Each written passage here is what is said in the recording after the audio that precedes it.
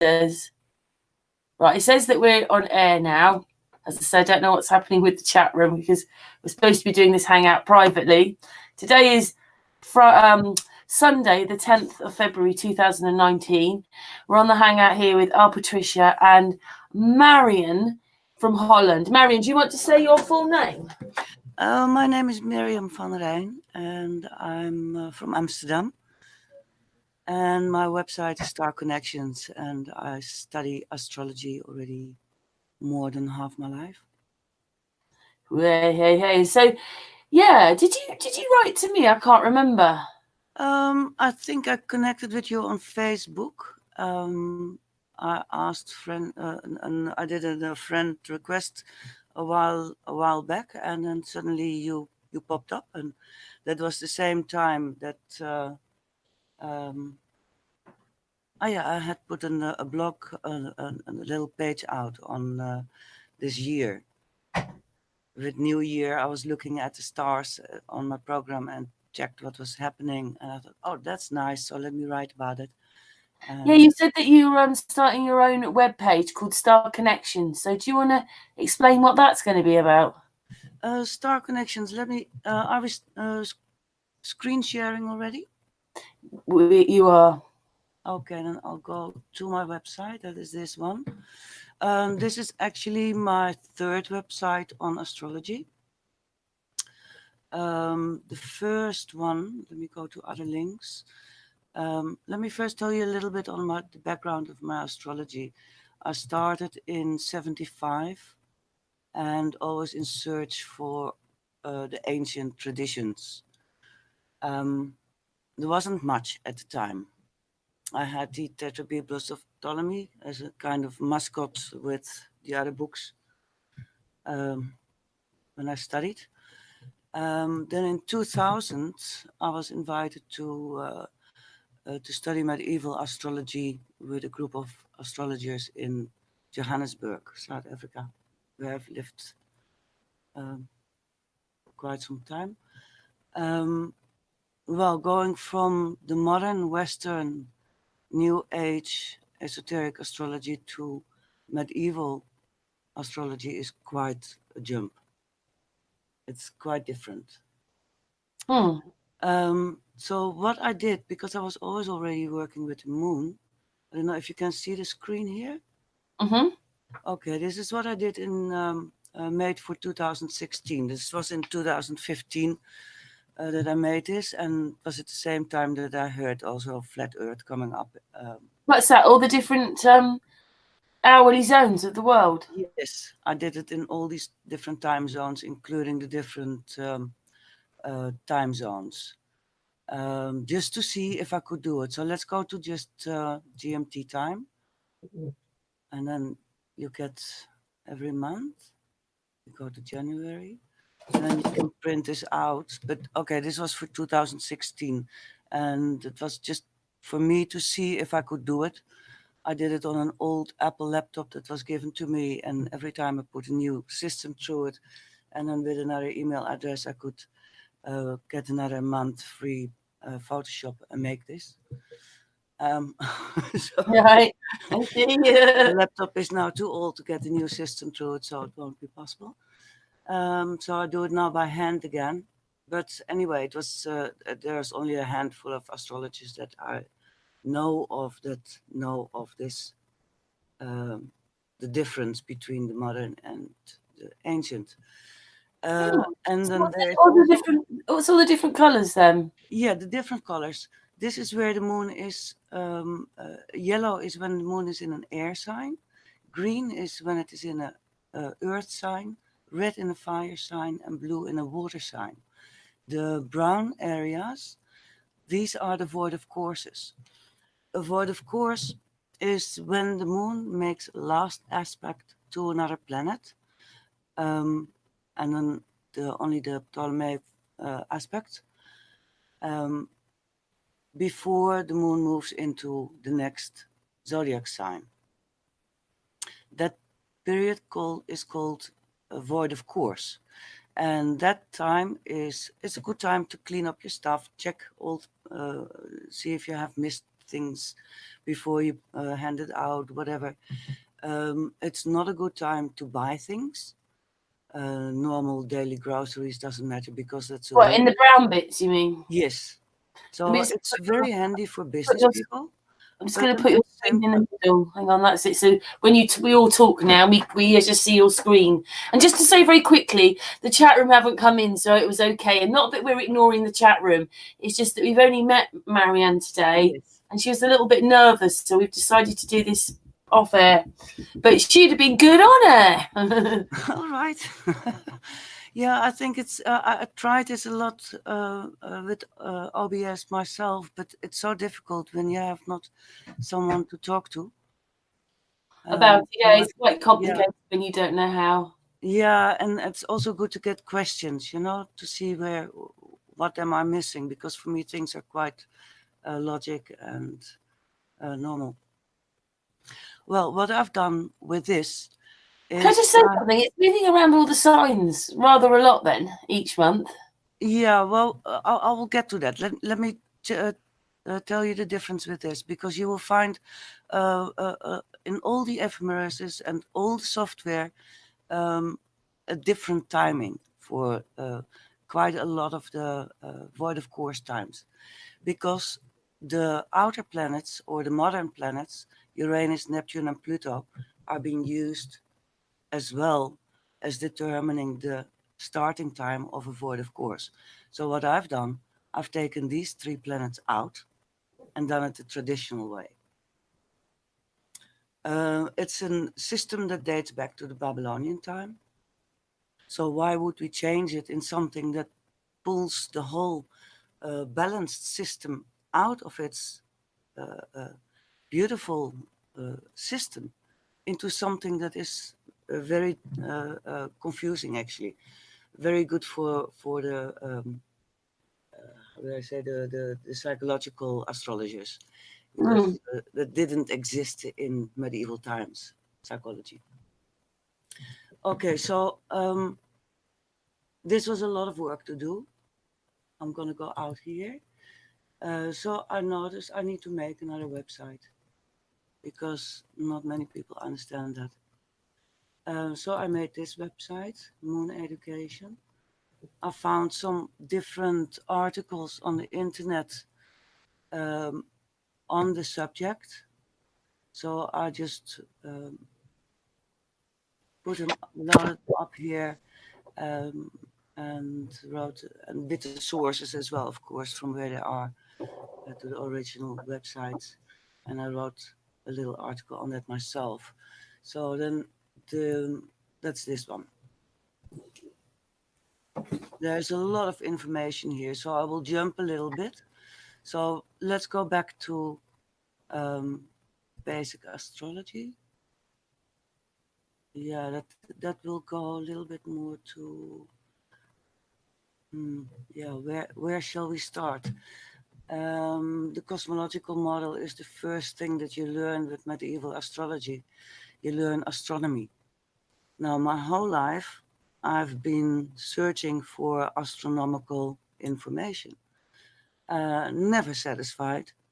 I think in all my life, I've bought only one magazine, astronomical magazine, because they were all pictures. They were all drawings and nothing real.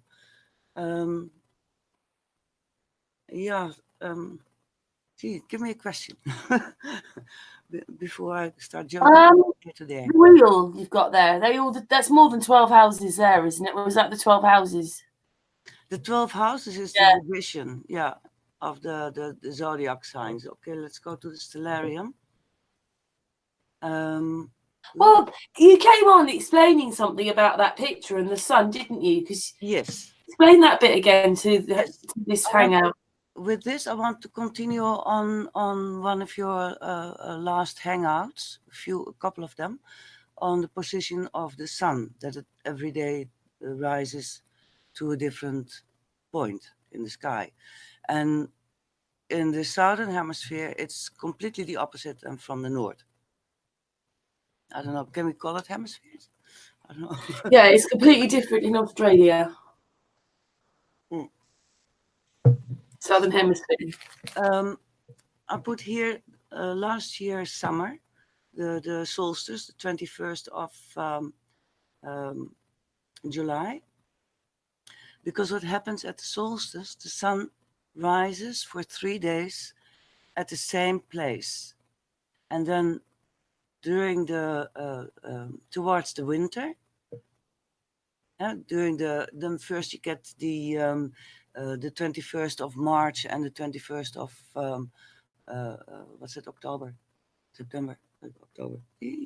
Help me, always forget that one.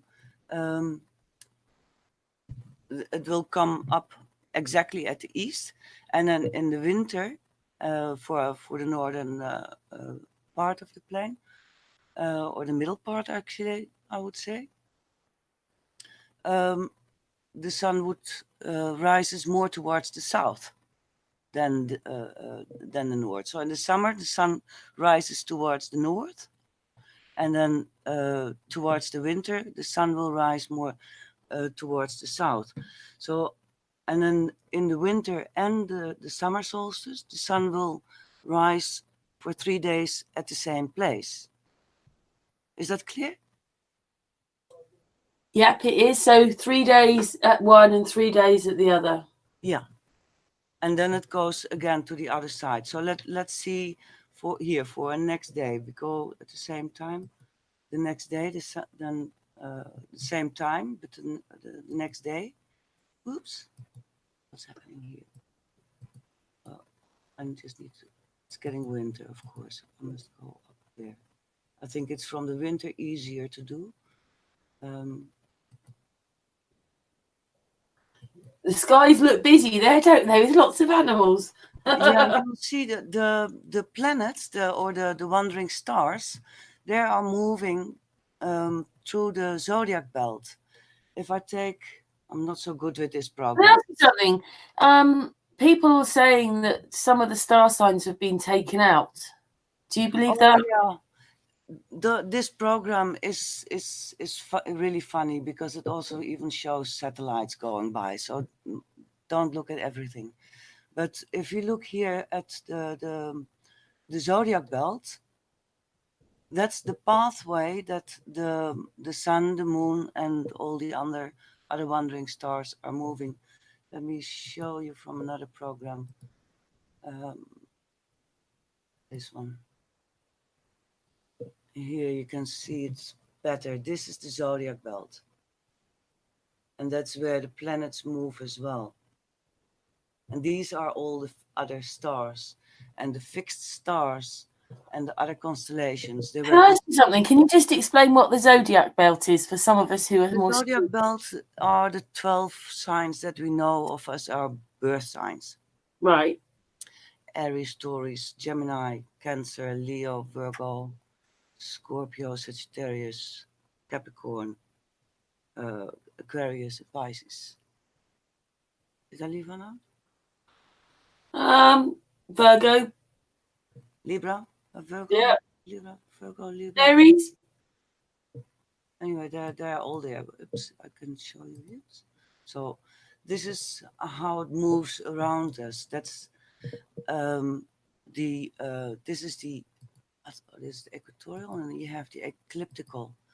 Then they go straight. And the globes, they were made to calculate the position of the where you are, or where the celestial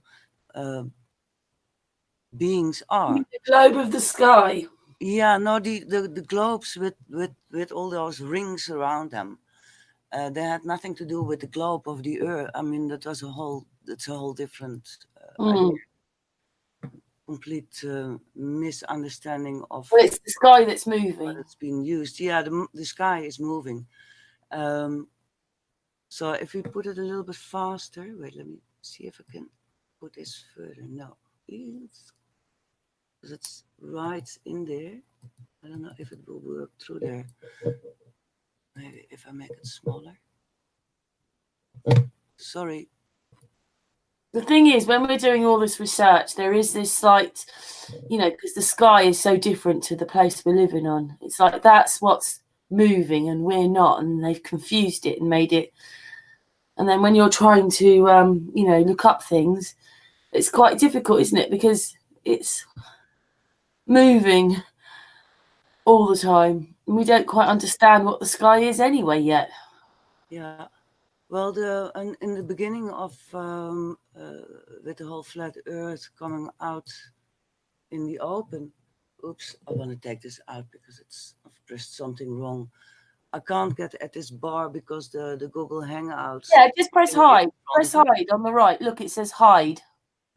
Oh, I can hide that one? Ah, yeah. Okay. But anyway, I want to take it out. Okay. Sorry, because it went onto a satellite program and it's very confusing. No. Yeah. That's what I mean. It's really, really weird. You're doing very well because you haven't done many hangouts or anything anyway, have you? No, this is my very first hangout. You're doing very well then. Thank you. I'm doing my best to get this information as well out.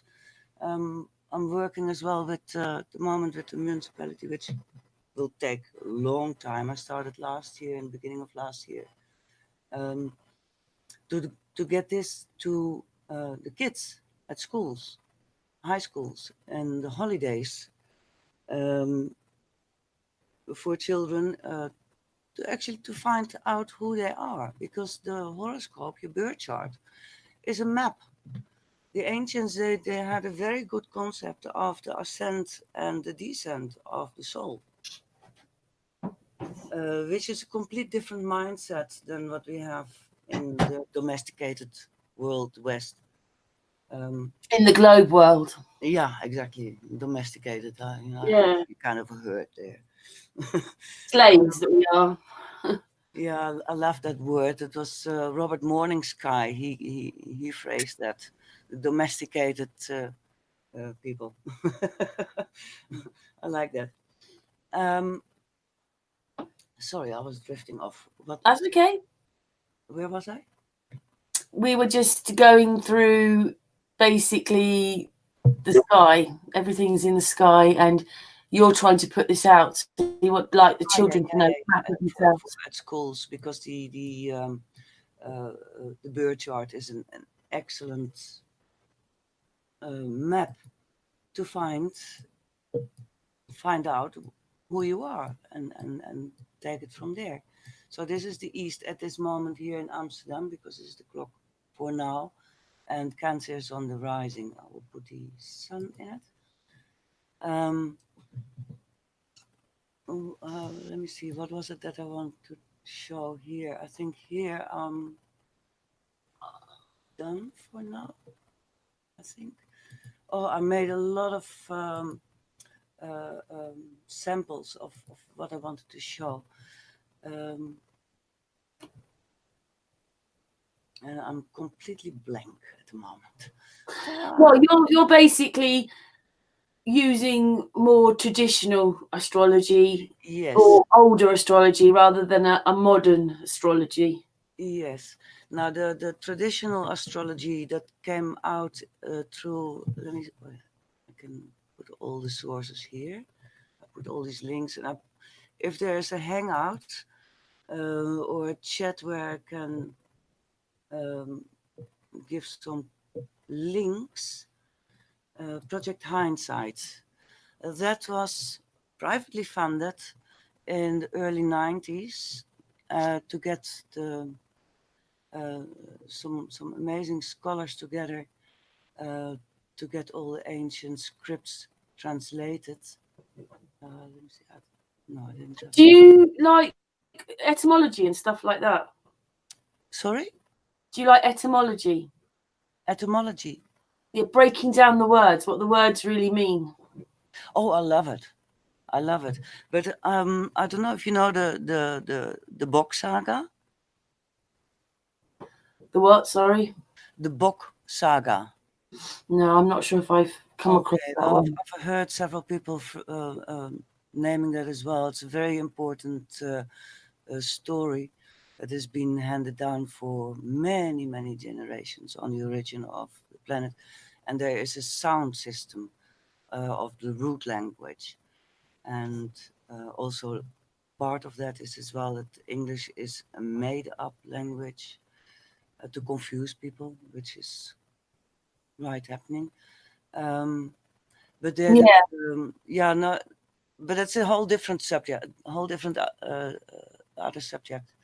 The project Hindsight made it possible to get all the old scripts translated, and from there the traditional astrology has taken off, and that was actually for me the second time when I started with medieval astrology that the Earth is flat. First time that was for my mom. That's a whole different story. Do you think astrology proves that we're flat as well? You know, like the whole of astrology is proving what we're living on is a flat plane anyway. Oh, definitely. The astronomical, the traditional astronomy, definitely, because you can observe it, and it's what you will see at some time. I think in the 80s, all the atlases around the world, they started to take the latitudes out. The latitudes, how you call them? The longitude and latitude. Yes. So you will not find any atlas anymore when you buy an atlas book with the latitudes and altitudes in it, which we needed to have to make to cast a chart before we had the computer programs. Is that because you just go to a program now and get it? Yes. And in the can I just say one thing that in research, one of our researchers, they were given 100 years of moonrises, and guess where they came from? NASA. Yeah. Well, NASA is using the same system. In the 80s, Astrolab, an astrological software, was being put together. And a friend of mine, she did the corrections on the orb calculations. That's the different distances between the distance of an aspect. And so I know how the programs are being put, and NASA is using that program as well. And that is what all the astrological software is based on. So I know where the Golly, do you know what's really crazy? Where it's not correct. Do you know what's really crazy as well is that what was I going to say? It's just incredible that NASA are using, when in documents that NASA have released, they actually use the word flat plane. So they know it's a flat plane, and then they turn it into a ball. So they have all the information, know exactly what we're living on. It's just awful, isn't it? Yeah, it is. It is. Yeah, and the strange thing is that I've got an uncle who has worked his whole life for NASA.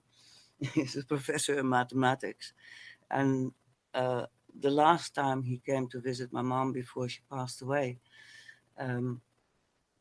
of course I bombarded him with all questions about aliens and Nibiru and you name it, and he always said, "Oh, can be," but never a straight answer. Of course, NASA. When he left, my mom was sitting there and she was staring and she was saying, "The Earth is flat." I think, what is she saying now? She's gone mad. But that was right after he left. So he must have told her. So how long have you realised that we're like a flat plane? Is it through your astrology or through your mum then? No, not. It was when I was working on that first website, and I heard on I think it was Wakey Wakey. I think he was the first one, where he also contacts Eric Dubé in a telephone call. Very, very in the beginning.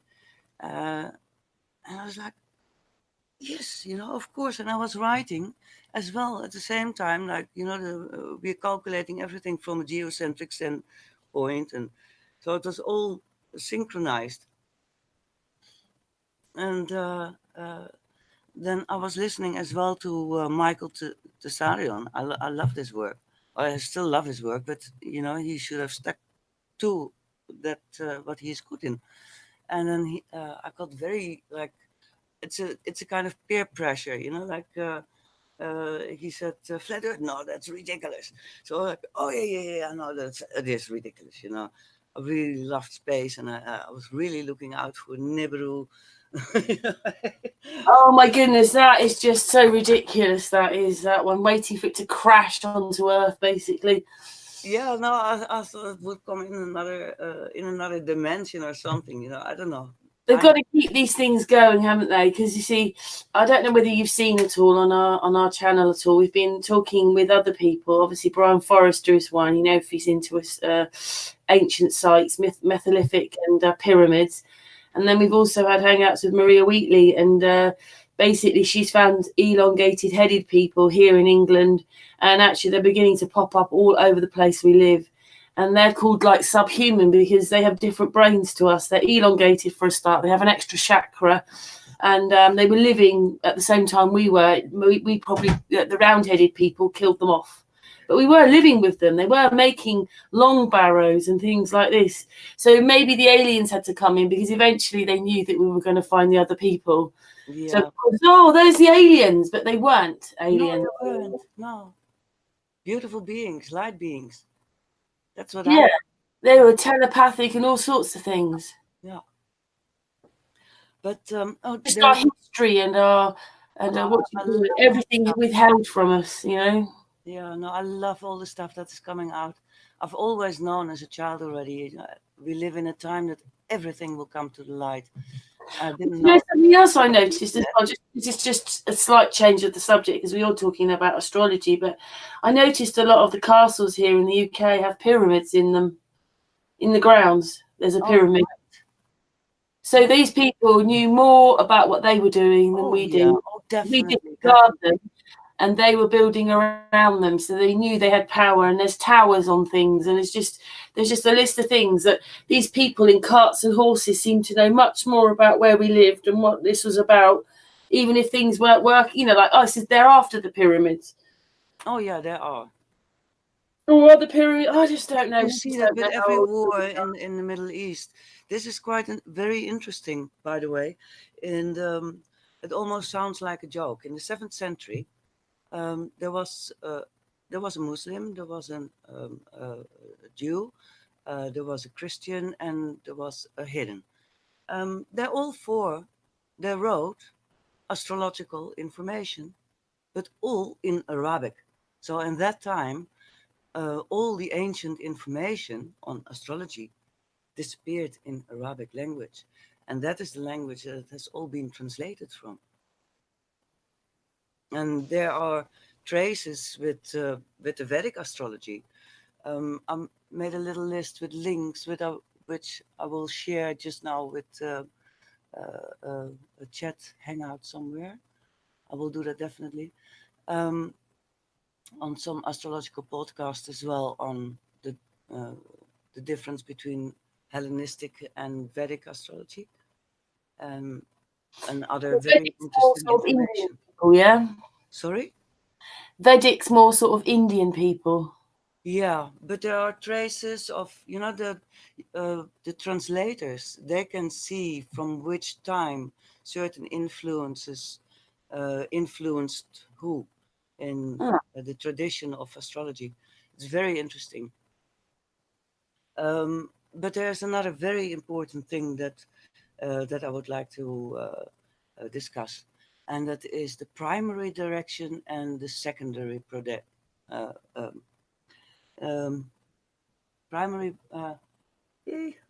I'm lost in the words. It's the primary motion and the secondary motion of the sky. Here we go again. That is, we see. Now, listen to this. We see everything rising at the east and setting in the west. Right? Yeah. Okay. Now, the moon is moving, and in the east, and that's where we can determine the zodiac belt. That is the 12 signs that we know of our birth signs. Here's Cancer, and then there's Leo, and then here's Gemini. Sorry. So if we take the moon, let me see if I can take this. No, not that one. This one away. I just got to see where is the moon. Maybe I'm not in there. You see, I need to just play a bit more with this program to figure out where's what. Where can we see? Because you can only see the sun. Oh, there's Venus. There's Jupiter. Where's the moon? It's always when you want it. Where are you? Oh yeah, the moon was in Leo. Just let's see where's Leo. Gosh, now I'm completely lost in space. Help. Okay. That's okay. Take your time. Yeah, no, this is such a fun program to play around with, but it's very. Oh, there we have grass. There's earth. I love it. See, we live on a ball. That's what I mean. It's so funny to play around with this thing. Oops, and now we turn around this way. Possible too. Okay, the sun is here. The moon is here in Leo. So if we go a little bit later in time, I think it won't do that, this program, only earlier. Okay, we go earlier in time. Let's go a few days back. We said, oh, that's months. Doesn't matter. Here, okay, there we have Mars. I want to show the moon. There's the moon. There's south. We need to have the moon when it is coming up. Okay. What I'm going to show is a day ahead, and you will see if I move this one day. Let me see, this is the days. Then the moon will move from the west to the east, and so do all the wandering stars. So does the sun. So what you mean is the program's showing you them going the other way? No, that is what you can observe. Yeah. That is the secondary motion. That's the secondary motion of the celestial. So what does that mean then? The second, just to explain. The primary motion is the whole celestial sphere moving around us in 24 hours. From the east to the west. That's the primary motion. Yeah? That's right. What we can see. Now, the moon being the fastest moving through the zodiac belt, we can observe this the easiest with the moon. Because the moon will move every day approximately 13 degrees towards the east. In 1 month. Is that because it's winter, so everything's still going south, isn't it? Now this is south, yeah. So yeah, that's because I can't see the moon here. I just need to figure out a day that on a full moon that would be easier. Let me see. Here we have December. It was full moon on the 22nd of December. Okay, let's go to the 22nd of December. Oops.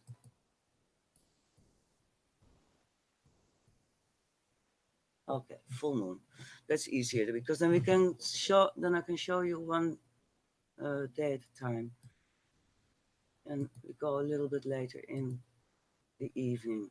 So if you observe, say, a night at the same time, the full moon, and you need to know where the moon is with the other planets and constellations behind it.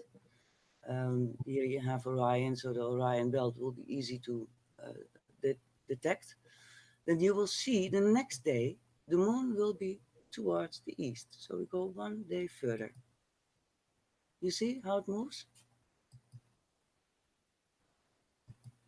So now we have to go a day further, of an hour later in time to see the moon, because the moon moves in 1 month or in 28 days throughout the whole zodiac belt.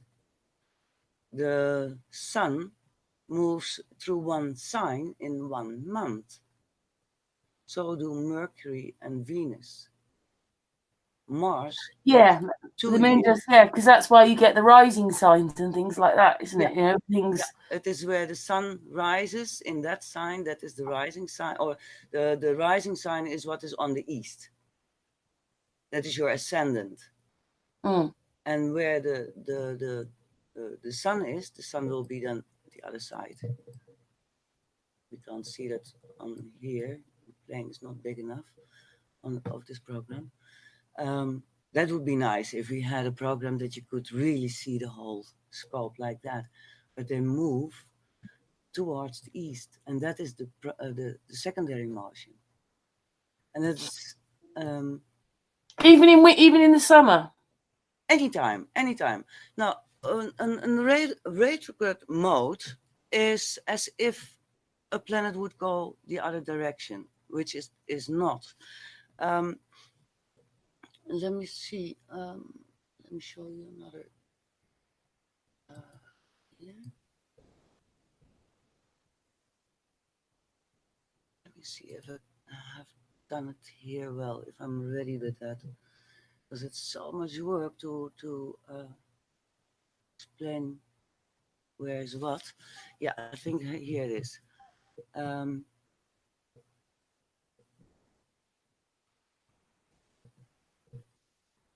Okay, these are the zodiac signs with their elements and modes. Here, this is what I want to show. This is quite interesting. This you will see in many old books, this order. This has nothing to do with how far they are. This has to do with the time they are moving through the zodiac belt. Whoops, sorry about that.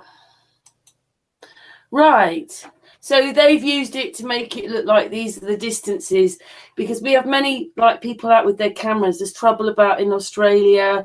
You know what it is and other people, they're noticing that the stars aren't in alignment to what they're saying like this. That's why then. Yeah, because it has nothing to do with the distance. It has to do with their movement in time. And each of these planets, they have their own sphere, which is they used to call the crystal sphere, because you can look through it. And then you have the epi and I always forget these names. You know, when they're closer and further away, because they're not moving in one perfect circle. They move a little bit in and out of that circle, but on a regular basis, on a precise, exact movement. Like Venus, for instance, she goes 18 months. For 18 months she is the morning star. Then she goes, I've got now how many weeks in retrograde. Retrograde means that she's coming closer to the Earth, and then it is an optical illusion, as if she is going backwards. When you have the fixed stars as the backdrop. Can you follow me? Right, yeah. So basically, people with doing stuff of the, you know, taking pictures of the moon and that need to understand astrology as well. Totally. The thing is that I think it was in the time of Galileo, if he have ever existed, which is also like one of those very fake figures. But that is where the split between science and spirituality came, because astrology is the basic of spirituality. You know thyself. So the first thing is check where were the celestial beings at the moment when you were born. Because you are not that physical. Your soul is not your body. You are not your body. You live in that body. So that body is built up from all these elements and whatever. And it is under influences of all these celestial spheres and vibrations and whatever there are, because they all have their own quality, and it's constantly moving. So there is not one person identical. Even twins are different. Yeah. Very interesting. Thank you for that. So everybody out there, that wasn't meaning that was the distance of the planets. Let me show you something else. And that is something that boggled me, like, how dare they say that our ancestors were stupid? Really? What horses and carts and rags?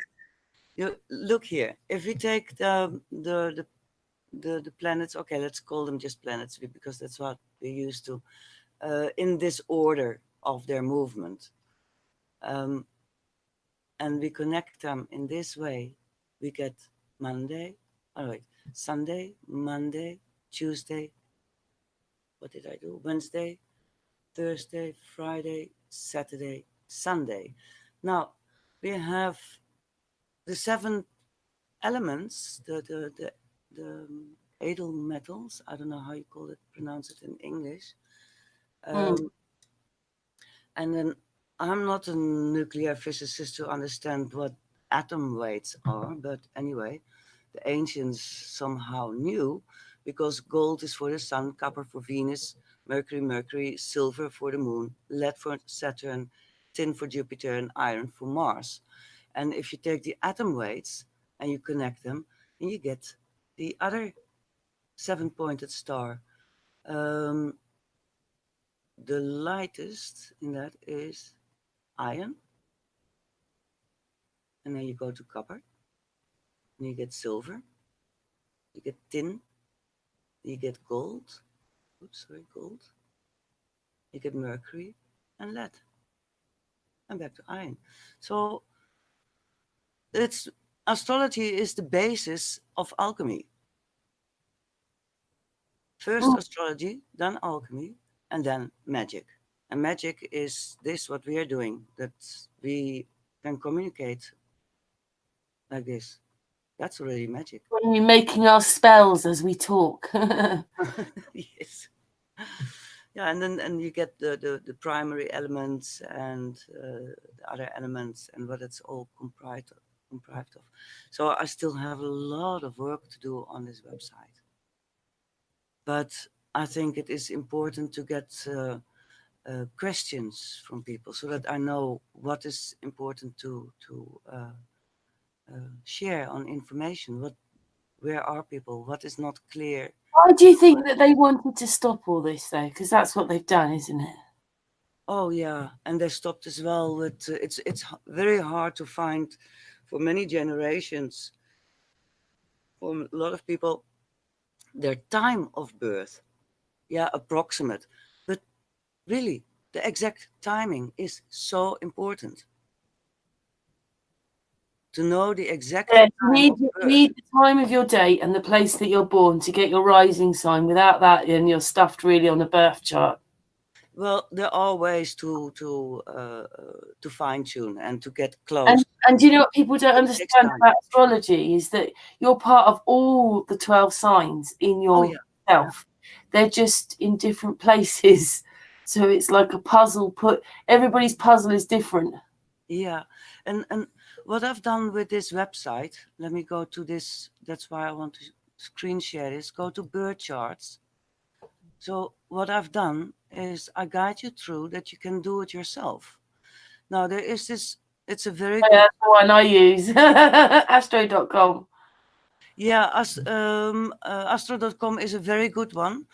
If you know that one, at least you get a free sample, and you get the information that you need. Yeah, you can do your charts. Yeah, and then here at the bottom, I put a PDF that you can print out. You can also take a plate and draw a circle with it, to put all the degrees. Is a bit. I wonder it's such a difficult subject to learn, because I know a bit about astrology. I know what I'm looking for, even if I have to go and do it on the computer. There are certain things I look for in a birth chart, like relationship. I like to know where their sex life is, their rising sign, their moon sign. Those to me are the most important signs. I'm not as good as you with the conjunct and all those squared, and it takes years to learn all that stuff. Yes, it does. And a very humbling thing I heard once that was Carl Jung, who is, of course, a very good person who brought astrology back to life. But there was a lot of stuff missing, of course, at the time. But he said apparently on his deathbed that if he could live another 300 years, he would purely dedicate it to astrology and then still wouldn't know everything. Oh, wow. that will put you, like, right. That's what it is. I'm also still studying. It's something you will not stop with it. And the last few months I've been going over. So these people had to be very, very, very advanced to be able to do all this, because we can't even right now, if you try to connect astrology of people, because they just think it's a few words in a newspaper, it's all rubbish. Yeah. The rubbish side of it, when it's not, it's much more detailed. But they must have, because nobody understands about this anymore. Yeah, and it is as easy as 1, 2, 3 in ABC. And that's why I put this website together. You do not need to become an astrologer to understand what you are looking at. And you cannot get in 1 hour or whatever time a consultation takes a whole picture of your life. It takes a lot of study, a lot of self-study and understanding. And it's a lovely journey. It is great. It's amazing. It seems to me what's happening is there's this bit, probably the plastic 80s, when we're going forward. Of course, we're going to, we're in space. We've got all Star Wars films. We've got all that. But we stand here now, and all the cultures that they've just, over the last so many years, they've been destroying, or, like, say, for instance, the Native Americans, all the things that people laughed about, or it seems that those are the bits that we're missing and so want to know now. Flat earthers, we want to know all that part of it, because these cultures have never changed their mind. They've always lived on a flat plane. Yeah. And also what they hold history, years and years and years of history, whereas we don't now. We're sort of empty, aren't we, of all? Oh yeah, we know nothing anymore. It's terrible what you see at the school systems. It's really disgusting how dumbed down it is. And it was already in my time. I mean, I was in the 60s at the primary school, and the books, the library of my parents was far more exciting than what I learned at school. Sorry, Patricia, what were you going to say? Yeah, sorry, didn't mean to interrupt. Miriam, could I have your email address for the Starconnections website? Yes. And sorry, the website address, and I can write it down, and then what I do is, Patricia, put it on the. She wants people to come to her anyway. All the thing, I know you want it, you'll get it afterwards, but we'll put the link to Miriam's website and her Facebook in the description afterwards, so that when it goes. That's what I was just going to say. I was just going to say we can put it in the description box so everyone's got it. But yeah, if I've got you want it, Patricia. Yeah, no, I will definitely do that. And I was also thinking for future to have a forum on the website. That people can ask questions and things. That these answers and questions will stay on the website. Sorry, message coming in. So yeah, no, I know it's a lot to take in, all the information. Here, this is also very interesting. I love interdimensional paths. What's your take on a moon in Pisces person? Sorry? A moon in Pisces person. What's your take on a moon in Pisces person? Oh, very dreamy and a lot of inspiration from out of dreams, and creative, artistic, and visionary depths. Interdimensional pathwork. Let me show you here. That's a whole different thing. Chakras and auras. I'll show you this because it goes together with the system, the old system of the planetary rulers. And that's why I know the old system works, because it is all connected. You will see in New Age forms with the chakras sometimes Neptune in these places. And I think, really, where do you get Neptune and the chakras connected? So the outer planets don't exist with that. So here, if you have, these are the traditional rulers of the signs. So the moon rules Cancer, the sun Leo, and then Mercury, Virgo and Gemini, Venus, Taurus and Libra, Mars, Scorpio and Aries, Jupiter, Pisces and Sagittarius, and Saturn, Capricorn and Aquarius. Now when you flip it around, you'll get the chakra system. So on all levels, we are connected with the whole cosmological model, physically and non-physically. What? That all that's in us anyway. Sorry? All that's in us anyway. Yes, it's all in us, and we are all connected with what is out there. And you know, the chart, the birth chart. Like if I go here, this is then from this moment, is a map. The nodes, for instance, these are the north and south node. In a birth chart, they show the karmic entrance and exit, and the rest of the chart is like a map on how to get there. That is one philosophy that you can use. Do you find when you're doing charts, although it's not always the case, but very often your chart's not showing that, but usually the top of the chart is your outer self, the bottom of the chart is your inner self, and usually the moon is in the bottom in your feminine side. Obviously the outer side is your masculine. Usually the star sign you are is on the top and the moon sign's below. Do you follow that? Do you know what I'm saying? Yeah. No, when the sun is below, this is, say, the horizon line, then it is a nocturnal chart. Now the sun has gone down. What, you mean they're born at night? Yeah. And when the sun is above the horizon, it's a diurnal chart. And that is when it is daytime.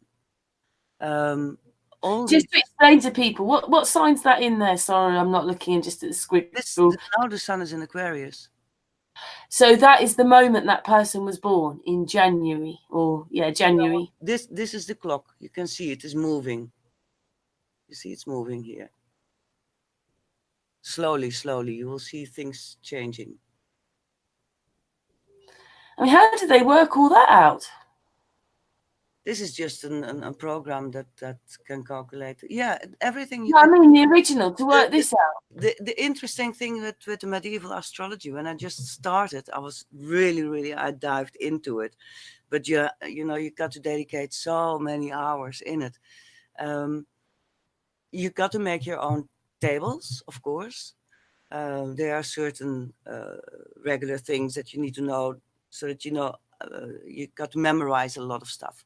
But once they are sitting in place, you can give me, at that time, you could give me any time of date and time, wherever from the past, and I would tell you exactly where the planets were, because it's a logical explanation, a logical calculation.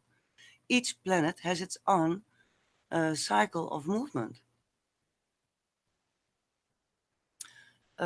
What happened with modern? They're all making patterns up there, aren't they, as well, in the sky? If you know what I mean. If you could see it on a bigger picture and measure everything every day, it's all making patterns anyway, isn't it? Yes, they're constantly moving. It doesn't stop. Let me show you something. Aspects, display points here. This is what happened with modern astrology. And that's the difference between the modern and what shall we put in more? All these things, you can put so many in. Okay, Vesta Palace, and Ceres, and okay, I'll save these ones. Select. And then a few more aspects. So this is what happens with modern astrology. They add more and more stuff that we do not know if that actually exists. And then you get a very superficial story about something that doesn't exist. Well, when you go to the medieval settings, you take all that stuff out.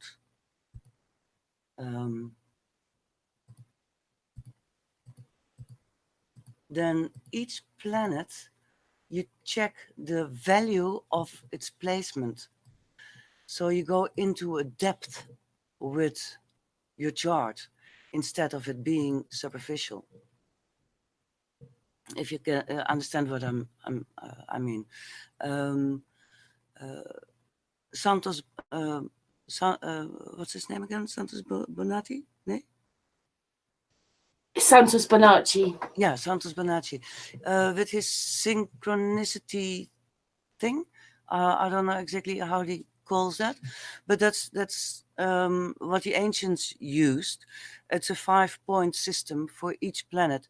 So you check the placement here. Mars is in its rulership because he's in Aries, so he gets 5 points for rulership. Then you check decans, you check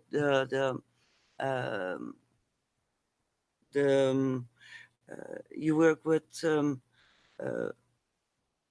terms, Egyptian terms, which are not exact a division of the degrees. This is quite complex. This is really getting into the nitty-gritty of the traditional astrology.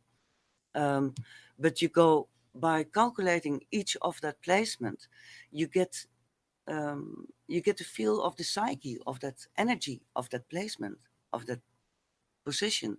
You start to understand what it means with the distance it makes, or the aspect it makes with another planet. Like here, this is an aspect. This is a 60 degrees. This is a 90 degrees. That's a square. And this is 120 degrees. It's a trine. This is 180. That's an opposite. So the tension between the placements of a planet determines how they are reacting and how they're playing it out through the physical sphere that we are. We are how the ancient called it the inferior space, and then you have the fear. No, I don't really know all these English words exact. Right. But it's not because it is lesser in quality. It is just because it is constantly changing, and the inferior, they are not changing. That is always as it is. Besides that, everything is constantly changing. So yeah, there is a lot to be studied on this subject. Anyway, I'm going to switch this chart away. Let's see what we have there. Yeah, there's a lot of information to take in. I know, and I'm jumping from one subject to the other, but it is all interlinked. That's okay. You've done really well on your first hangout.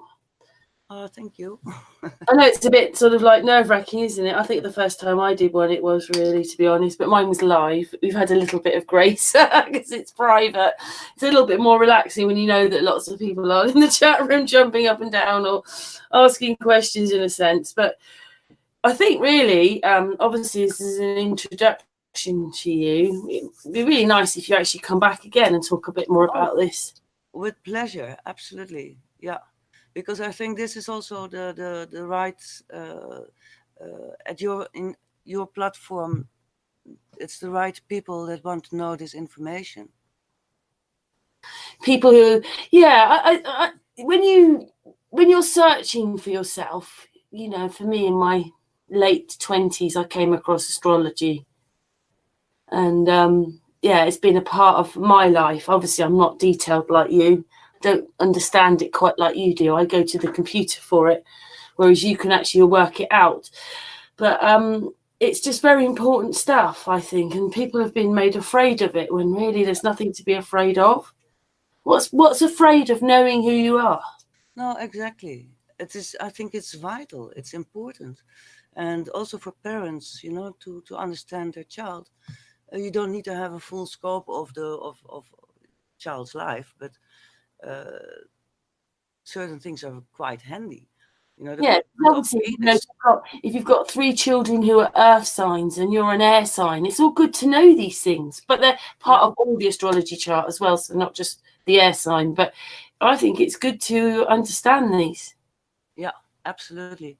And what is very handy for parents, is to know where the placement of Venus is in a birth chart of their child, because the placement of Venus in your birth chart is where you are being scarred the most emotionally, because Venus is our emotional. Really, Venus. I thought that was the love sign. It's our emotional needs. So if you have, for instance, Venus in Aquarius, this child is born with an incredible doses of knowledge. So if you say to this child, shut your mouth because you're only a child, how can you know that? It will be traumatized for the rest of its life. You will not understand that because your Venus might be placed somewhere else. So simple things like that.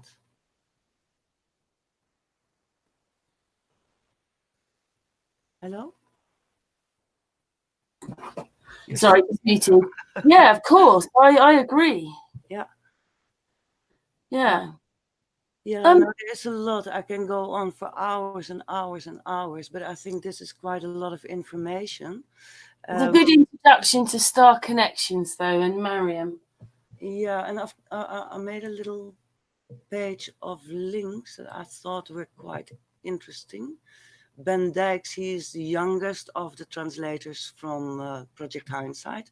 He has translated some other very interesting books from the 4th century, I think, and before.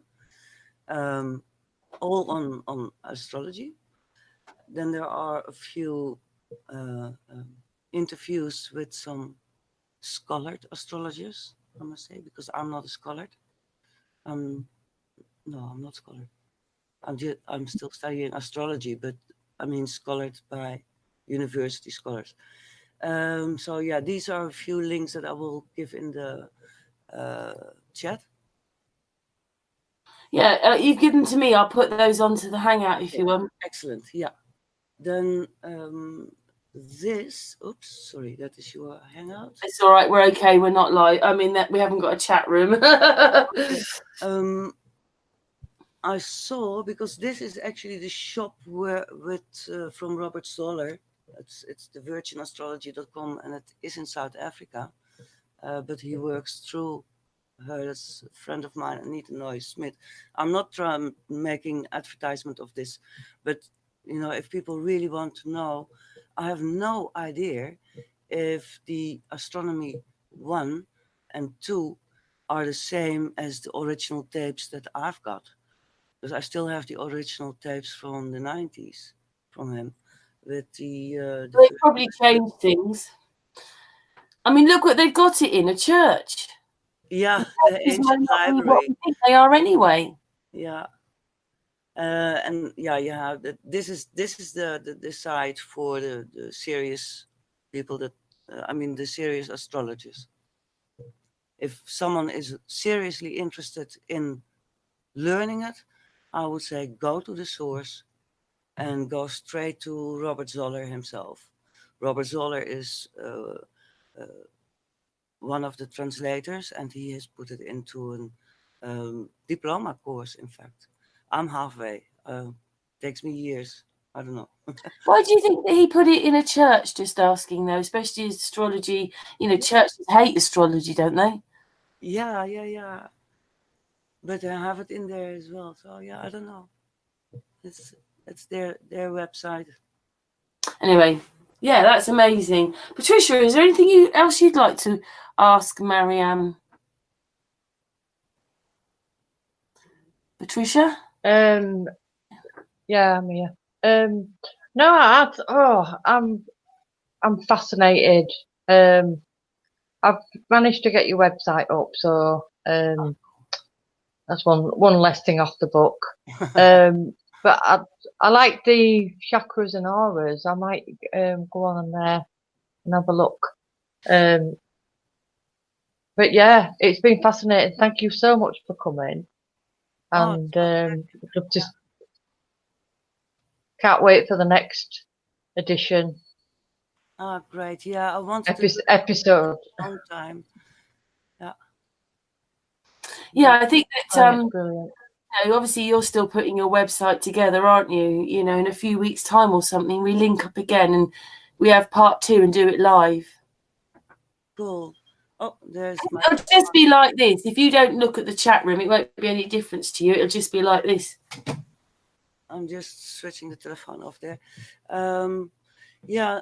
I'm quite amazed at the moon stuff and, you know, the secondary and the celestial line. I'm just like, right. Oh, 1 second. Een moment, ik bel me straks even terug. Okay. Well, maybe that's good timing then to finish. What I didn't hang it actually out my door, but I got an, you know, those bicycle lamps. You have a red one on the back and one white on the front. The red one, you know, those portable ones. I want to hang on my outside door when I'm recording live. So no disturbance, but yeah, next time I will switch off the telephone. That's okay. That doesn't matter. It doesn't matter at all. Well, Miriam, it's been really nice meeting you because obviously we've been waiting to do this for a few weeks because you said I'm not ready. It's been really nice meeting you. I've learned some stuff off you today, so thank you very much. And we'd like you, obviously, to come back. I know we're not quite on air, but what we do is when I press the button to start recording, it stops recording this hangout. But we'll say goodbye when I've stopped recording, okay? All right. So we just say goodbye for the recording. So Patricia, thank you so much for being there. It's been a girly hangout today. That makes a change. Patricia, thank you very much for being here. That's okay. Yes. It's been great to be here. Sorry. That's all right. Really good. And Miriam, thank you so much. Thank you, then. Miriam. Take care. Thank you. Okay, goodbye from us. All right. Bye-bye.